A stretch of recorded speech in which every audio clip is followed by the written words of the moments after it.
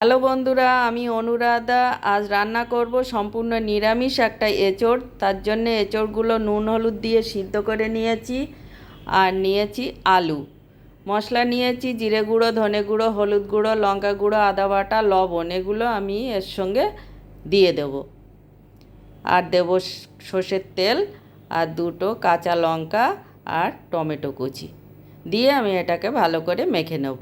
আর ফোড়নের জন্য নিয়েছি তেজপাতা, শুকনো লঙ্কা, গোটা জিরে। আমার এবার এঁচড়গুলো মাখানো হয়ে গেছে। 15 মিনিট রেখে দেবো। এবারে কড়াইতে সর্ষের তেল দিয়ে তাতে ফোড়ন দিয়ে দিয়েছি। ফোড়নটা একটু ভেজে নিয়ে মেখে রাখা এঁচড়গুলো দিয়ে দেব। দিয়ে এটাকে একটু নেড়ে চেড়ে আমি ঢাকা দিয়ে দেব।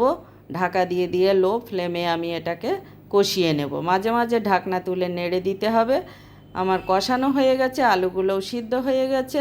এবারে দিয়ে দেব গরম মশলা আর চিনি। এটাকে আর একটু নাড়াচাড়া করে নিয়ে দিয়ে দেব গরম জল। খুব বেশি দেব না, আমি একটু গামাকা গামাকা ঝোল রাখবো, সেই জন্য কম করেই দেবো। দিয়ে নেড়ে চেড়ে আবারও ঢাকা দিয়ে হতে দেবো। হয়ে গেছে। এবারে যেহেতু নিরামিষ সেই জন্য একটু ঘি দেব। দিয়ে নেড়ে চেড়ে আমি নামিয়ে নেব।